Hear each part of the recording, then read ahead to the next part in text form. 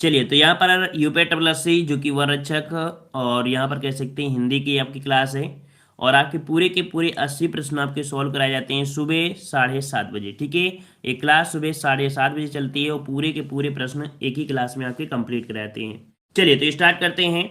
यहाँ पर देखो, पूरे पूरे 80 प्रश्न आपको सॉल्व करना है। ठीक है, सभी लोग आ गए होंगे। चलिए, तो देखो यहाँ पर आपके गद्यांश दिया है। गद्यांश को हम लोग यहाँ पर स्किप कर देते हैं कि गद्यांश क्या होगा ना कि आपके पास ऑफलाइन पेपर होगा, तो ऑफलाइन पेपर आप अपने अकॉर्डिंग दे सकते हैं, कोई दिक्कत नहीं है। चलिए, good morning good morning good morning.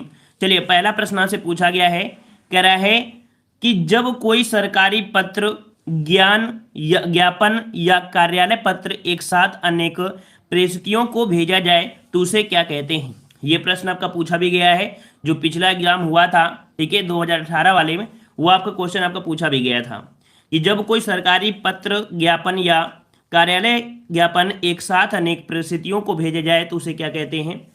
चलिए, ऑप्शन डी आ रहा है, सभी का डी आ रहा है, तो जी हाँ बिल्कुल सही होगा। तो याद रखिएगा, जब भी कोई भी है ना, जब भी कोई क्या हो, एक जगह से अनेक जगह आपके भेजे जाए, जैसे मान लीजिए एक कॉल लेटर होते हैं ना, जैसे जॉब लग जाती है फिर एक साथ बुलाया जाता है, तो ऐसे आपके परिपत्र ही कहलाते हैं। ठीक है, चलिए अगला आपसे पूछा गया है, जब एक अधिकारी दूसरे अधिकारी को व्यक्तिगत नाम से पत्र लिखता है तो उसे क्या कहते हैं। जब एक अधिकारी दूसरे अधिकारी को व्यक्तिगत नाम से पत्र लिखता है तो उसे क्या कहते हैं। चलिए, 7 का जवाब देना है, 7 का जवाब दीजिएगा। चलिए, तो जब एक अधिकारी दूसरे अधिकारी को व्यक्तिगत नाम से पत्र लिखता है तो उसे क्या कहते हैं। 7 का ऑप्शन राइट आपका बी हो जाएगा। इन्हें बोलते हैं हम लोग अर्धशासकीय पत्र। क्या बोलते हैं, अर्धशासकीय पत्र बोलते हैं। ऑप्शन आपका बी हो जाएगा। अगले प्रश्न आते हैं। प्रश्न आपसे अगला पूछा गया है, एक विद्यार्थी को अपने स्कूल के प्रधानाचार्य को अभिवेदन में क्या लिखना चाहिए। तो देख सकते हैं कि जब आप अपने अध्यापक अर्थात अपने स्कूल के जो प्रधानाचार्य होते हैं, अभिवादन के रूप में जब लिख देते हैं तो नीचे आप लिखा करते हैं ना, आपका आज्ञाकारी शिष्य। क्या लिखते हैं, आपका आज्ञाकारी शिष्य, है ना, कौन, रसगुल्ला। तो यहाँ पर ऑप्शन सी हो जाएगा, आपका आज्ञाकारी शिष्य फलाने। ठीक है, ऑप्शन आपका सी हो जाएगा। अगला क्वेश्चन आपका दिया है, संक्षेपण मूल पाठ से कितने शब्दों में लिखना चाहिए। तो संक्षेपण मूल पाठ से कितने शब्दों में लिखना चाहिए। यहाँ पर जैसे आप पत्र लिख रहे हैं और मेन पॉइंट जो आपका होता है उसके पूरे का 1/3। ठीक है, ऑप्शन आपके यहाँ पर बी हो जाएगा, 1/3, अर्थात कह सकते हैं कि 1/3 हो जाएगा। ठीक है, अगला आपसे पूछा गया है, हिंदी में ध्वनियाँ कितने प्रकार की होती हैं। हिंदी में ध्वनियाँ कितने प्रकार की होती हैं। यहाँ पर 10 का जवाब दीजिएगा कि हिंदी में ध्वनियाँ कितने प्रकार की होती हैं। चलिए, 10 का जवाब ए आ रहा है। 10 का जवाब ए आ रहा है, तो देख लेते हैं कि सभी का जवाब सही है। जी हाँ, सभी का जवाब बिल्कुल सही है। हिंदी में ध्वनियाँ होती हैं कितनी, 2 होती हैं, है ना। कितनी होती हैं 2 होती हैं, स्वर और आपका व्यंजन। क्लियर है। अगला पूछा गया है, कह रहा है मात्रा के आधार पर स्वर कितने प्रकार के होते हैं। चलिए जवाब दीजिएगा, 11 का जवाब दीजिएगा कि मात्रा के आधार पर स्वर कितने प्रकार के होते हैं। मात्रा के आधार पर स्वर कितने प्रकार के होते हैं, तो जवाब यहाँ पर बी आ रहे हैं। तो बी आ रहे हैं तो बिल्कुल सही जवाब है। अगर सभी का बी ही आ रहा है तो बिल्कुल सही जवाब है, आपने सही पहचाना है, क्योंकि मात्रा के हिसाब से पूछा है। हमने आपको बताया होगा कि जो आपके होता है एक होता है ना, मतलब फिर आपका डबल कह सकते हैं कि लघु, और आप कह सकते हैं दीर्घ, और आपका प्लुत, है ना। तो ऑप्शन यहाँ पर आपका बी हो जाएगा। ठीक है, अगला प्रश्न आपसे पूछा है, जीवा के आधार पर स्वर कितने प्रकार के होते हैं। जीवा के आधार पर स्वर कितने प्रकार के होते हैं। यहाँ पर 12 का जवाब क्या बनेगा। चलिए, 12 का जवाब देना है। तो जीवा के आधार पर तो देखो जीभ होती है, ये जीभ हो गई। अब जीभ में क्या होता है, कुछ स्वर आपके अग्रभाग से निकलते हैं, कुछ स्वर मध्य भाग से निकलते हैं, और कुछ स्वर कहाँ से निकलते हैं, पश्च भाग से। तो आपका जवाब क्या हो जाएगा, आपका जवाब हो जाएगा ऑप्शन राइट आपका यहाँ पर बी नंबर, आपके 3 प्रकार के होते हैं। क्लियर हो गया होगा। अगला पूछा है, निम्नलिखित में से कौन सा शब्द पुल्लिंग है। कौन सा शब्द पुल्लिंग है। कह रहा है दया। दया आपका दिया गया है तो कैसी है, माया कैसी है, आभाषा कैसी है, आभार प्रकट करता हूं। यहां पर ऑप्शन डी, यहां पर जो आपका दिया गया है कौन सा, आभार। आभार आपका पुल्लिंग है, माया नहीं होगा भाई, माया नहीं होगा। माया कैसी है ना, तो आप ऐसे बोलेंगे, तो इसका मतलब है ऑप्शन आपका डी आभार हो जाएगा। अगला पूछा गया है, निम्नलिखित में से कौन सा शब्द पुल्लिंग है। कौन सा शब्द पुल्लिंग है। पुल्लिंग आपसे पूछा है, कह रहा है आशा। कह रहा है आपसे आशा दिया है, औफ दिया, कष्ट दिया है, क्षमा दिया है, सेना दिया है। तो आशा करती हूं, इसका इतनी होगा तो कष्ट, है ना, ऑप्शन बी बनेगा, कष्ट जो आपका कष्ट है ये आपका पुल्लिंग हो जाएगा। ये भी ऑप्शन आपका सभी का सही है। अगला है संधि कितने प्रकार की होती है। संधि कितने प्रकार की होती है, तो संधि के जवाब भी यहाँ पर आ चुके हैं। संधि कितने प्रकार की होती है, स्वर संधि, व्यंजन संधि और आपकी विसर्ग संधि। तो आपका जवाब हो जाएगा ऑप्शन राइट आपका यहाँ पर कौन सा, बी हो जाएगा। यहाँ पर आपका 3 प्रकार की होती है। ठीक है, अगला आपसे पूछा गया है सदानंद का संधिविच्छेद कीजिए। सदानंद का संधिविच्छेद आपसे पूछा है। सदानंद का संधिविच्छेद क्या बनेगा। चलिए तो यहाँ पर देखिए, यहाँ पर आपका बन जाएगा सत धन आनंद। याद रखिए व्यंजन संधि में एक रूल होता है ना, जिसमें सिद्धा का परिवर्तन ता में हो जाता है, तो हो जाएगा सत धन आनंद। ऑप्शन आपका ए सही हो जाएगा। ठीक है, अगला पूछा गया है पुस्तकालय में कौन सी संधि है। पुस्तकालय में कौन सी संधि है। पुस्तकालय में कौन सी संधि है। पुस्तक धन आलय क्या होता है भाई, क्या होता है, पुस्तक धन आलय होता है। पुस्तक धन आलय होता है, ठीक है ना। तो यहां पर आपका जवाब हो जाएगा कौन सा, 17 का ऑप्शन ए बनेगा, दीर्घ संधि। ठीक है, चलिए गुड मॉर्निंग गुड मॉर्निंग। चलिए अगला निम्नलिखित में से कौन सा शब्द स्त्रीलिंग है। कौन सा शब्द स्त्रीलिंग है। स्त्रीलिंग की बात किया है तो आपका दिया गया है ग्रह कैसा है, मतलब घर कैसा है, चंदन पत्ता, और आपका सभा कैसी है। सभा सभा सभा लगी है, सभा कैसी है, किसी प्रकार कह सकते हैं, तो ऑप्शन डी हो जाएगा सभा। सभा जो आपकी है कैसी है, आपकी स्त्रीलिंग हो जाएगा। ऑप्शन आपका डी हो जाएगा। अगला निम्नलिखित में से कौन सा शब्द स्त्रीलिंग है। कौन सा शब्द स्त्रीलिंग है देख लेते हैं। कह रहा है विवाद कैसा है, सार कैसा है, रूप कैसा है, आय कैसी है। तो आय क्या होती है, इनकम कैसी होती है, तो आप देख सकते हैं कि स्त्रीलिंग कौन सी हो गई, डी हो गई। यहाँ पर आपका आय हो जाएगा। अगला पूछा गया है अभिधन उदय की संधि कीजिए। अभिधन उदय, अभिधन उदय पूछा गया है। अभिधन उदय पूछा गया है तो आपका भा जो आपका है वो आधा हो जाएगा, और आपके यहाँ पर यू में जो आपका हो जाएगा अभ्युदय। अभ्युदय जो आपका है ऑप्शन आपका ये हो जाएगा, अभ्युदय हो जाएगा। और या में आधा शब्द लगा है, इसका मतलब है साफ आपको पता चल गया है कि यहाँ पर आपकी यण संधि आपकी हो जाएगी। तो ऑप्शन आपका यहाँ पर ए हो जाएगा, अभ्युदय यण संधि। ऑप्शन ए बन जाएगा। अगला पूछा गया है यथा संभव में कौन सा समास है। यथा संभव में समास कौन सा है। यथा संभव में good morning good morning good morning. चलिए तो यहाँ पर यथा संभव, यथा संभव में आपका यथा क्या है। यथा क्या है, यथा एक अव्यय है। क्यों, क्योंकि संभव शब्द एक मूल शब्द हो गया, तो यथा आपका यहाँ पर हो जाएगा क्या, अव्यय हो जाएगा।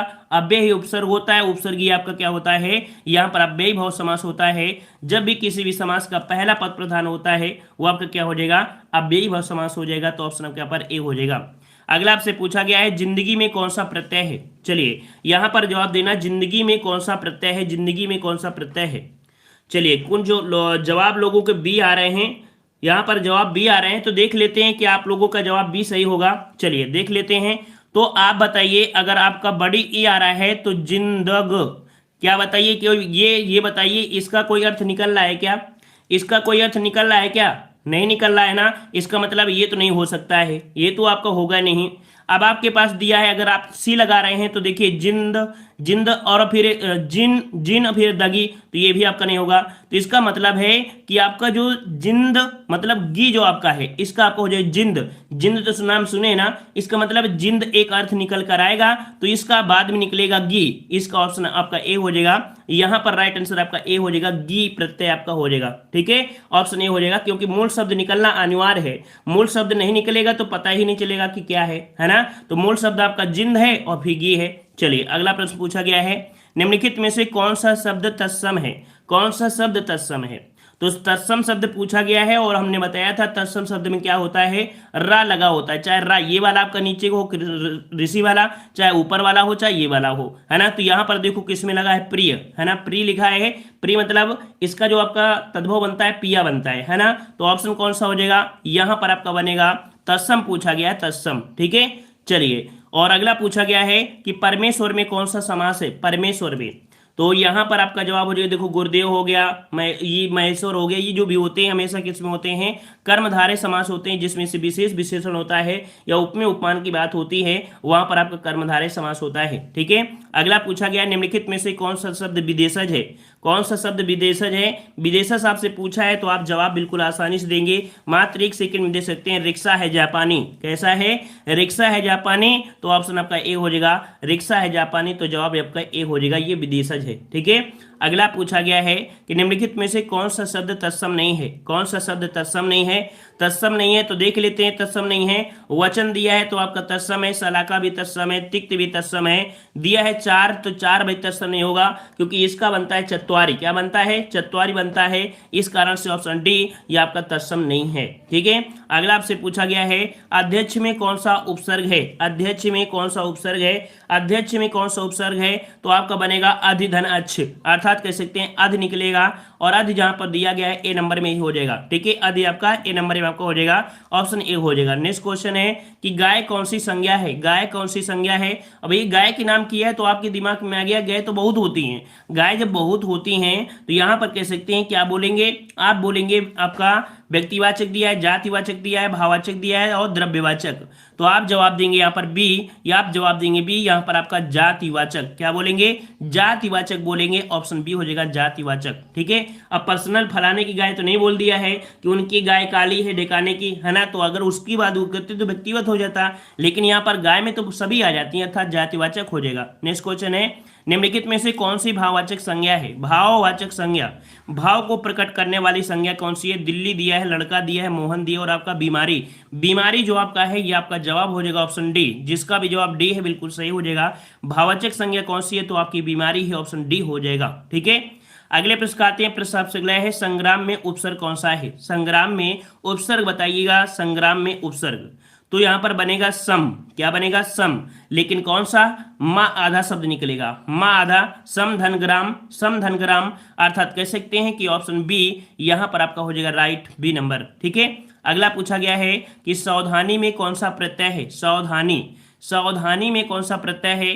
तो यहां पर देखो, अगर आपके दिमाग में आ रहा है कौन सा, आनी, तो आने अगर आप लगाओगे तो नहीं हो सकता है ना, नी केवल लगाओगे तो नहीं होगा। देखो इसका एक मूल शब्द निकलेगा सावधान। क्या निकलेगा? मूल शब्द निकलेगा सावधान। अब सावधान आ गया है तो ये तो एक शब्द निकला गया है, इसका मतलब बड़ी ई बच रही है, तो बड़ी ई कहां पर है? ऑप्शन सी में है। ठीक है ना। मतलब क्या होता है, चाहे उपसर्ग हो चाहे प्रत्यय हो, एक मूल शब्द जरूर निकलेगा जिसका अर्थ निकलेगा, और जो अर्थ नहीं निकलेगा वही आपके यहाँ पर क्या हो जाएगा? प्रत्यय हो जाएगा। समझ में आ गया ना। तो इस प्रकार से सावधान निकल गया, ये आपके यहाँ पर प्रत्यय बच गया। अगला पूछा गया हिंदी में कुल कितने सर्वनाम होते हैं। ये क्वेश्चन आपका पूछा गया था, जूनियर असिस्टेंट में भी पूछा गया था कि हिंदी में कुल कितने सर्वनाम होते हैं। तो याद रखिएगा हिंदी में कुल सर्वनाम होते हैं कितने, तो 11 होते हैं, ऑप्शन सी हो जाएगा। हमने बेसिक वाले में बताया था कि हिंदी में सर्वनाम की संख्या क्या होती है, तो आपकी 11 होती है। 32 का ऑप्शन आपका सी बन जाएगा। अगला दिया है राम सो रहा है, इस वाक्य में कौन सी क्रिया है। राम सो रहा है, बताइए कोई क्रिया कर रहा है क्या? सोना भी एक क्रिया है यहाँ पर। देखो हमने बताया था जैसे क्या है कि जैसे सोना है ना, क्या सोता है, हमने बताया था क्रिया में क्या से प्रश्न कीजिए, आपका जवाब आपके हाथ में मिल जाएगा। क्या सोता है तो आप बोल सकते हैं कि क्या सोता है, नहीं बोल सकते हैं ना। इसका मतलब है कि ये क्रिया जो हो रही है वो बिना कर्म के ही हो रही है, और बिना कर्म के हो रही है इसका मतलब है कि आपकी अकर्मक क्रिया हो रही है। ऑप्शन आपका ए हो जाएगा। अगला प्रश्न आपका है सर्वनाम के कुल कितने भेद होते हैं। सर्वनाम के कितने भेद होते हैं, तो सर्वनाम के भेद होते हैं कितने होते हैं, तो आपका 5 दिया है, 6 दिया है, 7 दिया है और 8 दिया है। तो आपका जवाब हो जाएगा बिल्कुल सही है। यहाँ पर सर्वनाम की कुल संख्या होती है 6। कितनी होती है? 6 होती है। ऑप्शन यहाँ पर आपका बी सही हो जाएगा। ठीक है। चलिए अगला पूछा है वह एक सप्ताह बाद आया, इस वाक्य में कौन सा शब्द क्रिया विशेषण है। वह एक सप्ताह बाद आया, इस वाक्य में कौन सा शब्द क्रिया विशेषण है। ठीक है ना। तो यहाँ पर देखिए 35 में अगर आप देख पाएंगे तो वह एक सप्ताह यहाँ तो होगा नहीं, तो यहाँ पर बाद शब्द है, जो बाद शब्द है ये आपका विशेषण हो जाएगा, क्योंकि समय को भी दर्शाएगा और क्रिया के साथ भी है, तो अर्थात यहाँ पर आपका बाद बन जाएगा। तो इसका ऑप्शन कौन सा बनेगा? ऑप्शन आपका सी सही हो जाएगा। ठीक है, सी नंबर आपका सही हो जाएगा। अगला पूछा गया है सेनाएं युद्ध क्षेत्र में आगे बढ़ी, इस वाक्य में संबंध वाचक शब्द बताइए। ये भी देखो काफी अच्छा प्रश्न आपका है, सेनाएं युद्ध क्षेत्र में आगे बढ़ी, इस वाक्य में संबंधवाचक दिया है। सेनाएं तो संबंध आपका होगा नहीं है, यहाँ पर युद्ध क्षेत्र दिया है, फिर आगे दिया है, फिर आपका बढ़ी दिया है। तो देखो यहाँ पर संबंध दर्शा रहा है, आगे बढ़ी, क्या बोली? आगे। आगे मतलब क्या है, तभी तो बोलेंगे संबंध दर्शा रहा है। तो इसका मतलब है कि ऑप्शन आपके यहाँ पर 36 का कौन सा हो जाएगा? आपका सी जवाब हो जाएगा। ठीक है। अगले प्रश्न आते हैं, प्रश्न आपसे अगला है पर्वतीय में कौन सा विशेषण है। पर्वतीय में कौन सा विशेषण है, तो गुणवाचक है, संख्यावाचक तो देखो हो नहीं सकता है, परिमाण दिया है, फिर सार्वनामिक दिया है। तो सिंपल सी बात है कि यहाँ पर एक स्थान की बात कर रहा है ना। तो पर्वतीय क्षेत्र जो आपका है एक स्थान की बात करेगा तो आपका हो जाएगा कौन सा, ए नंबर गुणवाचक, है ना। तो 37 का ऑप्शन आपका हो जाएगा ए नंबर आपका हो जाएगा गुणवाचक विशेषण। नेक्स्ट क्वेश्चन है कि वह आया और मैं गया, इस वाक्य में समुच्चय बोधक शब्द बताइए। वह आया, है ना, समुच्चय मतलब क्या हुआ, दो को जोड़ रहा है, कौन जोड़ रहा है, तो आपका और जोड़ रहा है, तो और ही आपका हो जाएगा, ऑप्शन आपका सी हो जाएगा, ठीक है ना। समुच्चय बोधक शब्द कौन हो जाएगा, सी नंबर और हो जाएगा। अगला है निम्नलिखित में से कौन सा शब्द विशेषण है, कौन सा शब्द विशेषण है, और अगर विशेषण की बात करेंगे तो आगरा है, चमकीला है, कुछ है और आपका लिखना। तो देखो यहाँ पर आपका चमकीला क्या है भाई, चमकीला, ऑप्शन बी यहाँ पर चमकीला जिसका भी जवाब है बिल्कुल सही जवाब हो जाएगा। अगला पूछा गया है हाय अब मैं क्या करूं, इस वाक्य में विस्मय बोधक शब्द बताइए। हाय मैं क्या करूं, तो देखो हाय किस में लगा है, यहाँ पर देखो विस्मय किसके साथ लगा है, विस्मय लगा है हाय के साथ, ठीक है, हाय दैया। तो यहाँ पर आपका ए नंबर आपका हो जाएगा, हाय शब्द जो आपका है ये विस्मय बोधक शब्द आपका हो जाएगा ए नंबर, ठीक है। अगला पूछा गया है जो शब्द संज्ञा की विशेषता बताते हैं उन्हें क्या कहते हैं।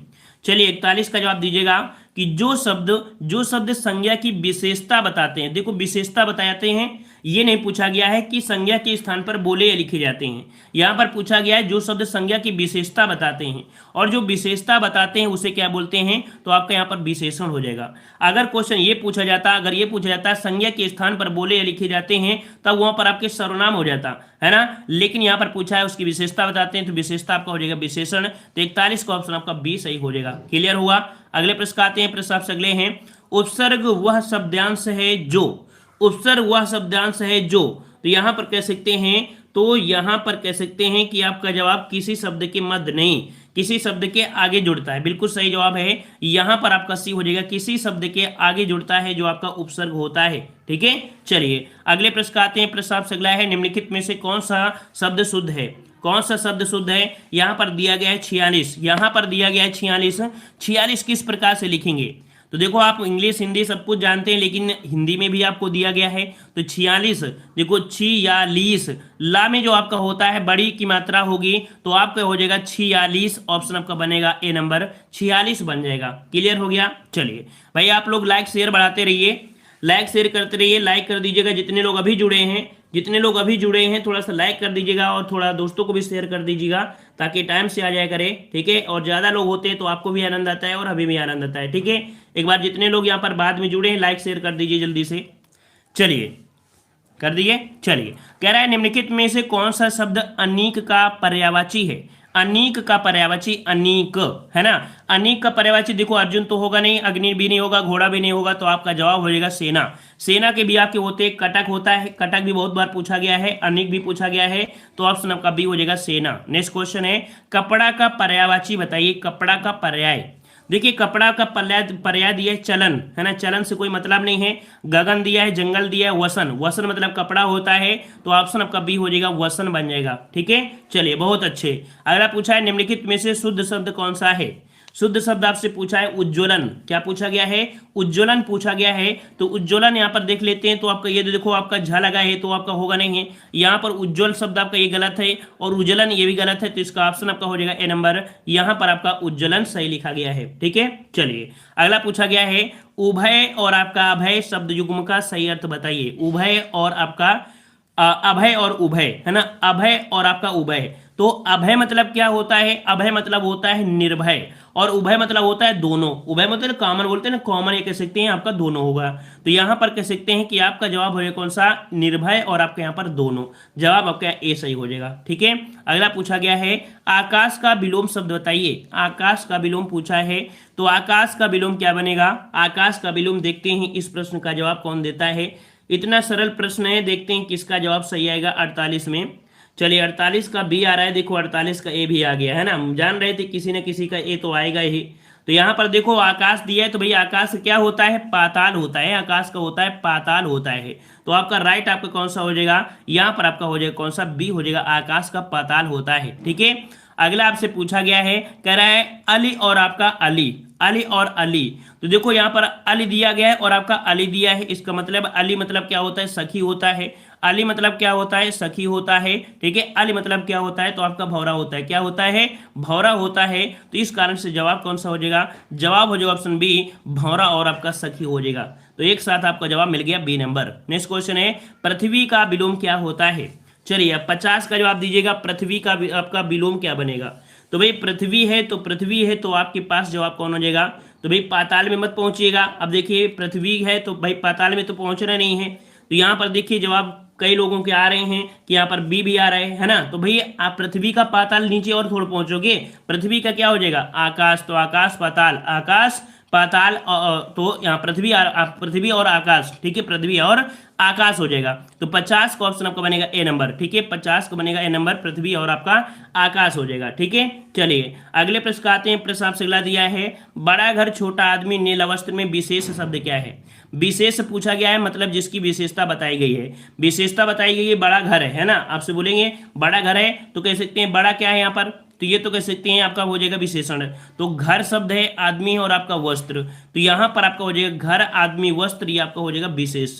क्लियर हो गया। अगला पूछा गया है, वाच्य होते हैं, वाच्य होते हैं, वाच्य होते कितने होते हैं, तो आपने पढ़ा होगा कृत्यवाच्य, फिर पढ़ा होगा कर्मवाच्य, फिर पढ़ा होगा आपका भाववाच्य। तो आपका जवाब बिल्कुल सही आ रहा है, यहाँ पर 3 प्रकार के होते हैं, 3 प्रकार के होते हैं, ए नंबर आपका सही हो जाएगा। अगला पूछा है, निम्नलिखित में से भाववाच्य बताइए। भाववाच्य पूछा गया है, भाववाच्य कौन सा है, कह रहे तुम फूल तोड़ोगे, तुम फूल तोड़ोगे, फिर कह रहे अब चला जाए, बच्चे खेल रहे हैं, पुस्तकें लिखी जाएं। तो देखो हमने आपको बताया था अब चला जाए एक भाव को दर्शाता है, तो यहां पर ऑप्शन राइट आपका हो जाएगा कौन सा, बी हो जाएगा, अब चला जाए, ठीक है। अगला पूछा गया है कि छक्का पंजा करना, मुहावरे का सही अर्थ क्या होगा। छक्का पंजा करना, छक्का पंजा करना इसका मतलब है, इसका मतलब है कि आपसे दिया गया झगड़ा लगाना नहीं, ओछी हरकत। यहां पर देखो क्या हो जाएगा, ओछी शब्द लिखा होना चाहिए, ओछी हरकत से कार्य सिद्ध करना। तो यहां पर आपका बी हो जाएगा, ओछी हरकत से कार्य सिद्ध करना छक्का पंजा करना होता है, ठीक है। अगले प्रश्न आते हैं। प्रश्न आपसे अगला है, निम्नलिखित में से सममात्रिक छंद कौन सा उदाहरण है। सममात्रिक छंद का उदाहरण कौन सा है। सममात्रिक छंद मतलब कह सकते हैं कि जितने भी आपकी कह सकते हैं क्या होती हैं, चरण होते हैं, तो चरण में सभी मात्राएं बराबर होना चाहिए। तो सभी बराबर आपकी इसमें दोहा में तो होती नहीं है, ना ही सोठा में होंगी, तो आपका जवाब हो जाएगा सी, चौपाई हो जाएगा। क्या हो जाएगा यहाँ पर चौपाई, ऑप्शन आपका सी हो जाएगा चौपाई, ठीक है। अगला पूछा गया है, कह रहे दिए गए वाक्य में एक रेखांकित शब्द है, उस शब्द में प्रयुक्त उपसर्ग किस कोटि का है। विद्यालय का उप प्रधानाचार्य जिम्मेदार व्यक्ति होता है। यहाँ पर उप दिया गया है, उप दिया है, और उप जो आपका है ये कैसा उपसर्ग है, हमने आपको ऐसा नहीं पहली बार बता रहे हैं, बहुत पहले बार बताए, मतलब बहुत पहले और भी बता चुके हैं। तो यहाँ पर ये जो आपका उप है ये आपका होता है आपका ये नंबर, ये तत्सम उपसर्ग है। कैसा है, तत्सम उपसर्ग है। ऑप्शन राइट आपका बनेगा यहाँ पर ये नंबर, ठीक है ना। उप जो शब्द होता है इसका मतलब छोटा, तो एक अर्थ आपका हो गया संस्कृत रूपी में, तो ऑप्शन आपका ए हो जाएगा, तत्सम उपसर्ग है। अगला क्वेश्चन है, सरस्वती का पर्यायवाची नहीं है। चलिए पर्यायवाची आपसे पूछा गया है, सरस्वती का पर्यायवाची नहीं है, सरस्वती का पर्यायवाची नहीं है, नहीं है। तो देख लेते हैं, देखो सरस्वती का पर्यायवाची वाणी होता है, वीणा पाणी भी होता है, शारदा भी होता है ना, शारदा भी होता है, लेकिन कमला नहीं होता है, ठीक है। क्या नहीं होता है, कमला नहीं होता है। तो आपके सामने जवाब आ गया था, ऑप्शन सी राइट हो जाएगा, ठीक है। अगला पूछा गया है, रेलगाड़ी शब्द कैसा है, रेलगाड़ी शब्द कैसा है। तो देखो रेल यहाँ पर आपकी कैसी है, रेल आपके यहाँ पर इंग्लिश शब्द आपका है, ठीक है ना, और गाड़ी आपके यहाँ पर हिंदी शब्द है। जब दो भाषाओं से कोई भी शब्द बनता है वो संकर शब्द हो जाता है, ठीक है। ऑप्शन डी हो जाएगा, संकर शब्द हो जाएगा। जैसे आपने देखा होगा कि कोई पौधा अगर दो टहनियों को काटकर बनाया गया है तो वो आपका संकर हो जाता है, ठीक है ना। तो यहाँ पर आपका जवाब डी हो जाएगा, संकर। नेक्स्ट क्वेश्चन दिया है, समुच्चय बोधक को कहते हैं। चलिए 59 का जवाब देना है, समुच्चय बोधक को कहते हैं, समुच्चय बोधक को कहते हैं, अविकारी कहते हैं या विकारी कहते हैं, या आपका ए और बी दोनों हो जाएगा। चलिए तो जवाब यहाँ पर आ रहे हैं, चलिए किसी लोगों का जवाब सी आ रहे हैं, किसी का बी भी आ रहा है। चलिए तो यहाँ पर देख लेते हैं समुच्चय बोधक। ये बताइए समुच्चय बोधक क्या विकारी भी हो सकता है या विकारी दोनों एक साथ हो सकता है। तो एक ही चीज लगाइएगा भाई, ऐसी चीज में एक ही लगाना है, और ये भी आप क्या लगाएंगे, यहां पर लगाएंगे अविकारी। समुच्चय बोधक क्या होते हैं, अविकारी होते हैं। तो ऑप्शन आपका ए हो जाएगा, अविकारी, ठीक है। चलिए अगला पूछा गया है, निम्नलिखित में से कौन सा शब्द स्त्रीलिंग में प्रयुक्त होता है। स्त्रीलिंग में प्रयुक्त होता है। यहाँ पर देख लेते हैं ऋतु, फिर दिया है पंडित, फिर दिया है हंस, फिर आपका आचार्य। तो यहाँ पर देख सकते हैं ऋतु, ऋतु कैसी है तो आप बोलेंगे ऋतु आपकी सर्दी ऋतु है ना, शरद ऋतु है, शरद ऋतु है। इसका मतलब है कि यहाँ पर आपका जवाब ए हो जाएगा ऋतु। हंस कैसा होता है, हंस कैसा होता है तो सी तो हो नहीं सकता है, ठीक है। पंडित कैसा है, आचार्य कैसा है ना, तो इसका मतलब है ए नंबर आपका सही हो जाएगा, ऋतु हो जाएगा। अगला पूछा गया है हिंदी में वचन होते हैं, हिंदी में वचन होते हैं, हिंदी में वचन होते हैं कितने होते हैं तो भाई हिंदी में वचन होते हैं कितने, दो होते हैं। एक होता है कौन सा, एक वचन, फिर आपका बहुवचन। द्विवचन आपको मिलेगा संस्कृत में, ठीक है। मतलब संस्कृत में आपके होते हैं वचन 3, लेकिन हिंदी में होते हैं 2, ठीक है। अगला पूछा गया है अधिमानता में प्रयुक्त उपसर्ग कौन सा है, अधिमानता में प्रयुक्त उपसर्ग कौन सा है, अधि। अधि यहाँ पर देखो अधि और मानता, तो मानता शब्द एक मूल शब्द आ गया, इसका मतलब है कि आपका अधि जो आपका है ये आपका उपसर्ग हो जाएगा, जो कि राइट आंसर आपका सी हो जाएगा, अधि हो जाएगा, ठीक है। अगला पूछा गया है इच्छु का तद्भव रूप क्या है, इच्छु का तद्भव रूप, तो देखो यहाँ पर इच्छु दिया है और छा का परिवर्तन आपके तद्भव में खा हो जाता है, ठीक है। अगर तत्सम दिया है छा और इसका आपका तद्भव बनाएंगे तो आपका खा हो जाएगा, तो इच्छु का हो जाएगा खा हो जाएगा, तो आपका जवाब हो जाएगा सी, ईख हो जाएगा। क्या हो जाएगा, ईख, ऑप्शन आपका सी हो जाएगा। नेक्स्ट क्वेश्चन दिया है उद्यान का शुद्ध वर्ण विच्छेद बताइएगा, उद्यान का शुद्ध वर्ण विच्छेद आपको बताना है। तो यहाँ पर आपका दिया गया है उ, द और ये, इसका मतलब ये एक साथ हो गया, बड़ा अलग गया तो इसका ना पूरा हो गया, इसका मतलब है कि यहाँ पर ये तो सही दिया है। चलिए यहाँ पर देखो ये तो आपका होगा नहीं है, फिर आपको यहाँ पर दिया गया है उ, द, यू, ब या ना। देखिए यहाँ पर कह सकते हैं, देखो ऑप्शन आपके जो दिए गए हैं यहाँ पर कौन से, यहाँ पर दोनों ही ऑप्शन आपके सही कर दिए गए हैं, ठीक है। ए और सी दोनों ही सेम टू सेम लिखे हैं, यहाँ पर सेम टू सेम लिखे हैं, इसका मतलब है कि यहाँ पर दोनों ही सही आपको करना है। क्यों, क्योंकि यहाँ पर कह सकते हैं किसी में कोई त्रुटि नहीं की गई इन दोनों में, ठीक है, सेम टू सेम लिख दिए गए हैं। तो यहाँ पर आपका ए और सी दोनों ही एक जैसे सेम ही लिखे हैं, ठीक है। चलिए अगला पूछा गया है सरयूर में संधि कौन सी है, सरयूर में कौन सी संधि है, सरयूर में दिया है सरयूर में, तो देखो सरयू धन ऊर में बनेगा, इसका मतलब है कि छोटू यू छोटा ऊ और जो आपका बड़ा ऊ होता है तो वो आपका होता है दीर्घ संधि में। किस में होता है, दीर्घ संधि में, तो ऑप्शन आपका यहाँ पर ये हो जाएगा, आपका दीर्घ संधि बन जाएगा। ये भी आपका राइट आंसर आपका हो चुका है, जवाब बिल्कुल सही।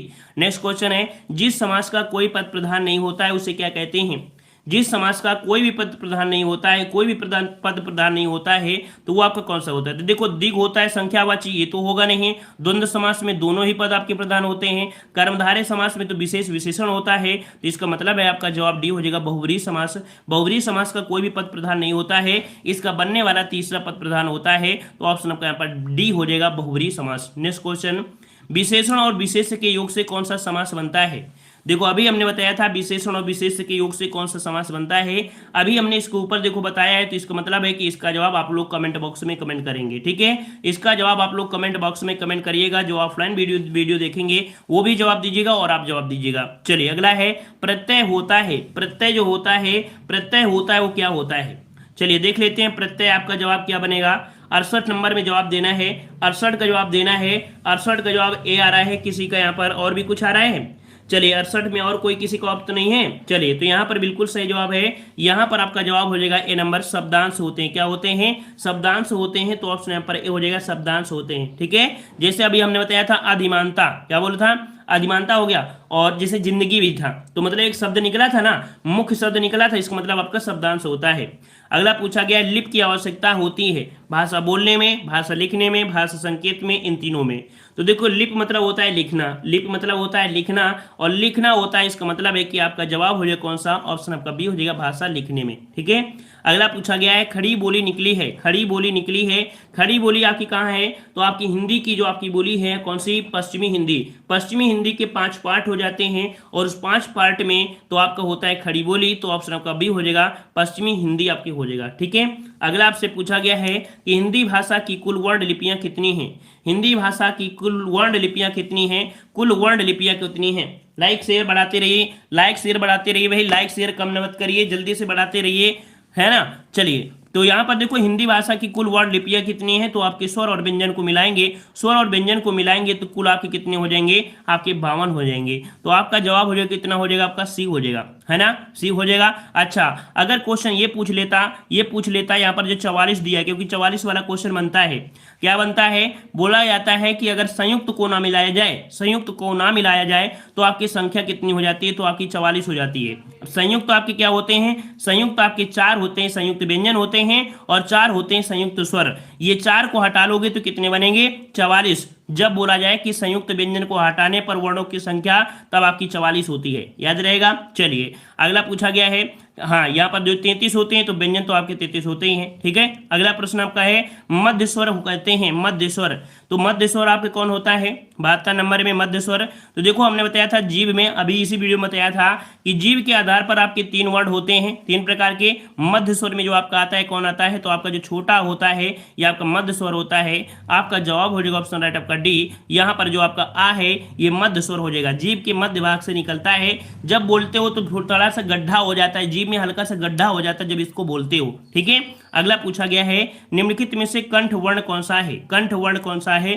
तो आपने पढ़ा होगा कि कंठ वर्ण में का होता है, खा होता है, का खा गा जा झा होता है। लेकिन एक चीज और भी बताया था हमने कि जो आपका छोटा आ होता है, जो छोटा आ होता है, साथ में आपके यहाँ पर हा होता है, विसर्ग जो आपके होते हैं ये भी आपके किस में आते हैं, कंठ वर्ण में होते हैं। तो ऑप्शन का हो जाएगा बी हो जाएगा, है ना। वहीं पर जो आपका ये दिया है छोटी छोटी और आपका बड़ी किस में होते हैं, ये होते हैं तालु में। तो ये दिया गया है आपका तालब वाला दिया गया है, ठीक है ना। तो यहाँ पर ऑप्शन पूछा गया था कंठ, तो कंठ वाला आपका हो जाएगा बी नंबर, यहाँ पर बी हो जाएगा। अगला पूछा गया है राधन माँ का रूप क्या है, राधन माँ का यहाँ पर रूप पूछा है। तो यहाँ पर देखो पूछा है राधन माँ का रूप क्या बनेगा।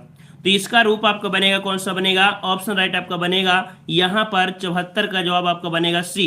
यहाँ पर ऑप्शन आपका सी बनेगा, क्योंकि इसमें से आप जब निकालेंगे तो रा इसमें से पूर्ण वर्ण बन जाएगा, इसमें से रा क्या निकलेगा, पूरा का पूरा वर्ण निकलकर आपके पास आ जाएगा, ठीक है। और माँ आपका आधा हो जाएगा, तो ऑप्शन आपका यहाँ पर सी हो जाएगा। नेक्स्ट प्रश्न आपका दिया है प्रयोग के आधार पर शब्द भेद कितने होते हैं, प्रयोग के आधार पर शब्द के भेद कितने होते हैं, प्रयोग के आधार पर शब्द के भेद कितने होते हैं। तो प्रयोग के आधार पर होते हैं 2, प्रयोग के आधार पर होते हैं 2 होते हैं। अब ये 2 कौन से होते हैं, एक होता है सार्थक होता है, एक होता है निरर्थक होता है। सार्थक मतलब होता है जिसका अर्थ निकलता है, और निरर्थक मतलब होता है जो अर्थ न निकलता हो। जैसे आपका रोटी, रोटी का अर्थ निकलता है लेकिन ओटी का अर्थ निकलता है ना, रोटी ओटी, है ना, रोटी ओटी दो भाई, तो रोटी का अर्थ निकला मतलब ये सार्थक है, ओटी आपका निरर्थक हो जाएगा। अगला आपसे पूछा गया है निम्नलिखित में से किस धातु से भाषा बनी है, किस धातु से भाषा बनी है। तो भाषा बनी आपकी किससे, भास धातु से बनी है, भास धातु से बनी है, ऑप्शन बी हो जाएगा, भास हो जाएगा, ठीक है।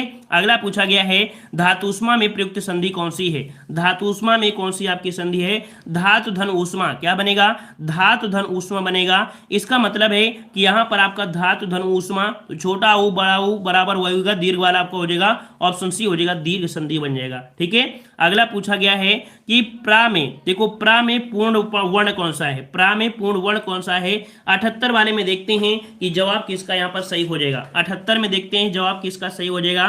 तो यहाँ पर बी नंबर आ रहा है और किसी का सी भी आ रहा है, बी आ रहा है, सी आ रहा है। चलिए मानते हैं कि बी और सी आप लोगों को यहाँ पर देख लेते हैं। तो देखो आपसे कह रहा है कि प्रा दिया है, प्रा में पूर्ण वर्ण कौन सा आपका निकलेगा। तो देखो यहाँ पर अगर रा हटाओगे, रा हटाओगे तो यहाँ पर कह सकते हैं कि रा तो पूरा है बोलोगे, रा आधा तो हो नहीं सकता है, रा तो आधा हो नहीं सकता है। इसका मतलब है कि पा जो आपका है, पा जो आपका है यहाँ पर अधूरा वर्ण है, तो आपका 78 का जवाब आपका बनेगा बी। यहाँ पर रा जो आपका है ये आपका पूर्ण वर्ण बन जाएगा, रा जो आपका है ये पूर्ण निकल कर आएगा, और जो आपका कह सकते हैं पा है वो आपका आधा हो जाएगा, ठीक है, ऑप्शन आपका बी हो जाएगा। अगला है उपसर्ग को कहते हैं, उपसर्ग को कहते हैं। तो अभी आपने देखा था प्रत्यय पूछा गया था, यहाँ पर आपका उपसर्ग है, तो आपके दोनों ही क्या होते हैं, दोनों ही आपके होते हैं शब्दांश, शब्द से ही तो निकाले जाते हैं ना, शब्द से ही तो निकाले जाते हैं। लोग गलती करके आते हैं इस प्रश्न को लोग गलती करके आते हैं, बहुत बार गलती करके आते हैं। तो यहाँ पर याद रखिए उपसर्ग क्या बोलते हैं, यहाँ पर शब्दांश बोलते हैं, और प्रत्यय को भी शब्दांश बोलते हैं, क्योंकि शब्द के आगे और पीछे तो निकाले जाते हैं, इसलिए शब्द आपका बन जाएगा, ठीक है, गलती मत करिएगा। अगला पूछा गया है, कह रहा आपसे यहाँ पर कह रहा है कौन सा कह रहा है, कह रहा है आपसे पनही का तत्सम शब्द क्या है, पनही शब्द का तत्सम रूप, पनही शब्द का तत्सम रूप पूछा है। तांबुल दिया है, पर्ण दिया है, पर्णही दिया और आपका उपना दिया है। तो यहाँ पर आपका जवाब कौन सा हो जाएगा, पनही का। पनही का होता है क्या होता है, ऑप्शन डी आ रहा है, ऑप्शन डी आ रहा है। जिन्होंने पढ़ा है तो बिल्कुल जवाब बिल्कुल सही है। याद रखिएगा कि पनही का तत्सम होता है उपनाह होता है। क्या होता है? उपनाह होता है। ये रट लीजिएगा, ये प्रश्न आपका बहुत बार पूछा गया है, ठीक है ना। तो इस प्रकार से ऑप्शन आपका हो जाएगा डी, उपनाह हो जाएगा। तो इस प्रकार से ये क्लास आपके यहाँ पर आपके कह सकते हैं फुल कंप्लीट होती है। और देखो ज़्यादा समय हम नहीं लेते हैं, और ऐसा नहीं है कि आपको कोई प्रश्न समझ में भी ना आया हो। ऐसा नहीं है कि प्रश्न समझ में नहीं आया है, सभी आपको समझ में आ रहे हैं पूरी तरीके से, ठीक है। तो थोड़ा स्पीड में भी रहते हैं, ये हमारी आदत भी है, ठीक है। टाइम वेस्ट करना हमारा ये काम तो होता नहीं है, ठीक है। और कह सकते हैं डेली क्लास होती है 7:30 बजे से होती है, ठीक है ना। चलिए ठीक है, हम लोग मिलते हैं नए वीडियो में। धन्यवाद सभी को, जय हिंद, राधे।